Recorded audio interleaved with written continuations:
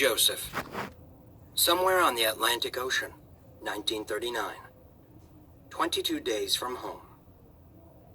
Joseph watched his sister splashing around happily in the swimming pool on A deck. Other kids chased each other around the promenade, watched movies, played shuffleboard. For as much as he'd wanted to grow up, Joseph wished now that he could join them. Be a little kid again, cheerfully oblivious to what was going on around him. But he wasn't a kid anymore. He had responsibilities, like keeping his sister and his mother safe. Papa had told him what the concentration camps were like. He couldn't let that happen to Ruthie and his mother. "Are you ready?" It was Posner. He stood in the shadow of a smokestack, looking around nervously. Joseph nodded. He had agreed to help take over the ship. He had to do something, and this was the only thing he could do. "What about Shindik and his firemen?" Joseph asked as they walked. "We've got a distraction for them down on D-deck, but we have to move fast." The rest of the group came together near the social hall.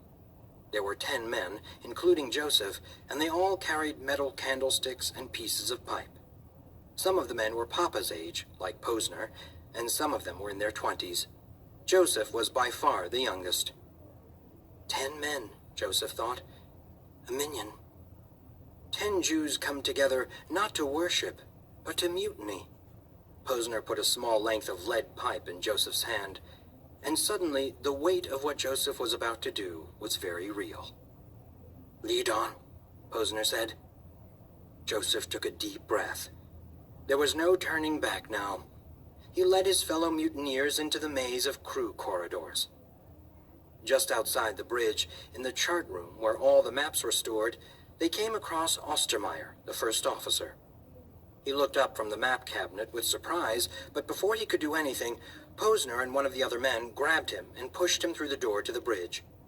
Joseph was startled by how rough they were being with Ostermeyer, but he tried to swallow his fear. Taking over the ship wasn't going to be easy, and this was only the start.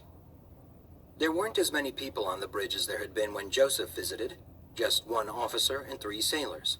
The sailor at the ship's helm saw them first, and he let go of the steering wheel to dive for an alarm. One of the passengers got to him first, slamming into the helmsman and sending him tumbling to the floor. The mutineers quickly surrounded the other sailors, threatening them with their makeshift clubs. And they had done it. Just like that, they had taken the bridge. Joseph's heart raced as he looked around, wondering what was next. Stretched out before them was the great green-blue Atlantic Ocean, and beyond that, still days away, Germany and the Nazis. Up on the little platform at the back of the room, the steering wheel teetered back and forth, and Joseph wondered crazily if he should jump up there and turn the ship around himself. "Send for the captain," Posner told the first officer. Warily, Ostermeyer went to the ship's intercom and summoned Captain Schroeder to the bridge. As soon as Captain Schroeder stepped onto the bridge, he understood what was happening. He spun to leave, but Joseph and one of the other men blocked his exit. "Who's in charge here?" Captain Schroeder asked. "What do you mean by all this?" Posner stepped forward. "We mean to save our lives by taking over the ship," he said, "and sailing it to any other country but Germany." Captain Schroeder put his hands behind his back and walked to the middle of the bridge. He looked out at the ocean, not Posner. "The other passengers will not support you, and my crew will overpower you," he said matter-of-factly. "All you are doing is laying yourselves open to a charge of piracy." Posner and the others looked around at each other nervously. Joseph couldn't believe they were so easily losing their resolve. "We'll hold you here as hostages," Joseph said. "They'll have to do as we say." Even Joseph was surprised he'd spoken up, but his words seemed to put a little more steel back in the mutineers' resolve. Captain Schroeder turned to look at Joseph. "The crew will obey only me," he said calmly, "and I will give no order, no matter what you do, that will take my ship off its set course. And without that order, you can do nothing. What will you do? Pilot the ship yourself?" Joseph blushed and stared at the ground, remembering his crazy urge to take the wheel when he didn't even know how it worked or where to go. Captain Schroeder helped his fallen helmsman back to his feet and led him to the steering wheel. The man was still shaking from the attack, but he took the helm and straightened the ship on course. "You have done enough already for me to prefer serious charges against you," Captain Schroeder said, still frustratingly even-keeled. "If I do, I can assure you that you will most certainly be taken back to Germany, and you know what that means." Joseph steamed. He did know what that meant, but did Captain Schroeder know? Really know? How many Germans really understood what was happening in the concentration camps? Joseph knew because his papa had told him, had shown him when he jumped overboard and tried to kill himself. Joseph wasn't about to let his mother and sister end up in one of those camps. "You would do that to us?" one of the men asked the captain. "You are doing it to yourselves," Schroeder said. "Listen, I understand and sympathize with your desperation." Posner huffed. "You have no idea what we've been through, any of us." Captain Schroeder nodded. "No, you're right. But no matter what's been done to you, what you're doing now is a real criminal act. By law, I should have you all thrown in the brig. But I'm willing to overlook all this if you leave the bridge right now and give me your word you will take no such further action." Joseph scanned the faces of his co-conspirators and saw only panic, fear, surrender. "No," Joseph told them. "No," he told Captain Schroeder. "My father told me what happened to him in those camps. I can't let that happen to my mother and my little sister. We can't go back to Germany." The first officer took that moment to try to pull free from the men holding him. There was a struggle. The other sailors moved to help him, and the other mutineers flinched, ready to fight. "Ostermeyer, no!" Captain Schroeder commanded. "Cease and desist. That's an order." The first officer froze, and Posner froze too, the lead pipe in his hand still raised in threat. Nobody moved. The captain raised his hands. "I promise you, men," he said quietly, his voice almost a whisper. "I promise you on my honor as a sea captain that I will do everything possible to land you in England. I will run the ship aground there if I must. But you must stand down and promise me no further trouble." Posner lowered his pipe. "Agreed," he said. "No, no," Joseph wanted to argue, but everyone else agreed. Joseph threw his pipe to the ground and left without the other men. They were going back to Europe, and there was nothing he could do about it. Isabel.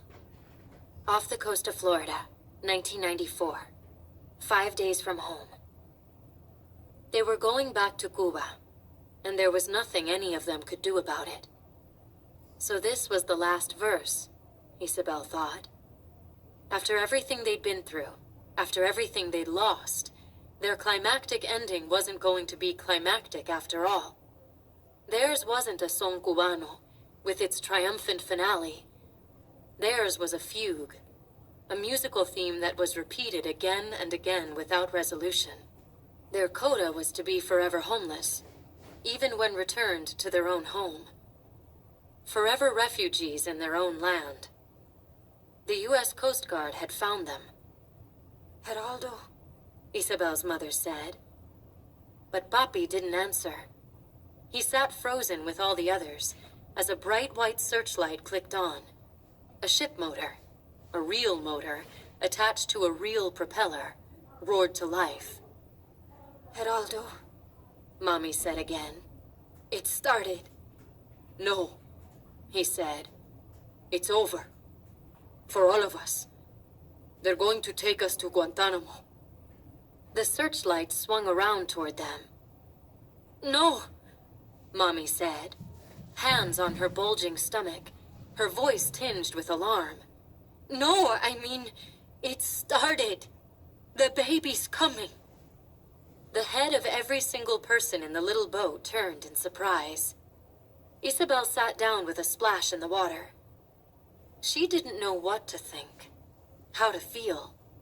She'd been put through the ringer. The elation of leaving Cuba, the exhaustion of the storm, the horror of Ivan's death, the relief at seeing the lights of Miami, The despair of running into the Coast Guard ship and knowing they would never get to El Norte. And now, her mother was having a baby. Isabel's baby brother. Isabel could only sit lifelessly and stare. She had nothing left to give. "I'm not staying in that refugee camp at Guantanamo, behind a barbed wire fence," Lito said. "That's just trading one prison for another. I'll go back to Cuba. Back to my home." Castro said he won't punish anyone who tried to leave. "Unless he's changed his mind again," Amara said. It was Luis who saw the Coast Guard searchlight sweep past them on the water and point somewhere else. "Maybe none of us will have to go to Guantanamo," Luis said. "Look, they're not after us. The Coast Guard is after someone else." Isabel watched as the searchlight found another craft on the water a few hundred meters away. It was a raft full of refugees, just like them. "More Cubans?" Amara asked. "It doesn't matter," Senor Castillo said. "Now's our chance. Paddle for shore. Quickly." Isabel spared her mother a look, then grabbed a water jug carved into a scoop and started rowing as hard as she could. So did Lito, Amara, and the Castillos. "But be quiet," Lito whispered. "Sound carries a long way on the water." "Oh!" Isabel's mother cried. "Shh, Teresa," Papi said, holding her hand. "Don't have the baby yet. Wait until we get to Florida." Isabel's mother gritted her teeth and nodded, tears welling in her eyes. The lights of Miami got closer, but they were still so far away. Isabel glanced behind her. In the darkness, she could pick out the lights of the Coast Guard ship alongside another dark craft. Shadowy figures were moving back and forth between the two. They were taking the refugees on board to send them back to Cuba. "Oh!" Isabel's mother cried, her voice like a cannon shot in the quiet. "Row! Row!" Senor Castillo whispered. They were so close. Isabel could see which hotel rooms had their lights on and which were off, could hear bongos beating out a rhythm over the water, a rumba. "The current's taking us north," Luis whispered. "We're going to miss it." "It doesn't matter. As long as we're standing on land, we're safe," Lito said, his voice thin from exertion. "We just can't be caught on the water. Row!" "Oh!" Isabel's mother screamed, her voice booming out across the water. "Weep, weep!" The Coast Guard cutter made the same sound as before, and its searchlight lit up their little boat. They'd found them. "No!" Isabel's mother sobbed. "No! I want to have my baby in El Norte!" "Row!" Senor Castillo yelled, giving up entirely on being quiet. Behind them, the Coast Guard cutter's motor roared to life. Isabel churned at the water, bending her flimsy jug paddle in her desperation. Tears streamed down her face. From sorrow, or fear, or exhaustion, she didn't know. All she knew was that they were still too far from shore. The Coast Guard ship was going to catch them before they reached Miami. Mahmoud, Hungary, 2015. 16.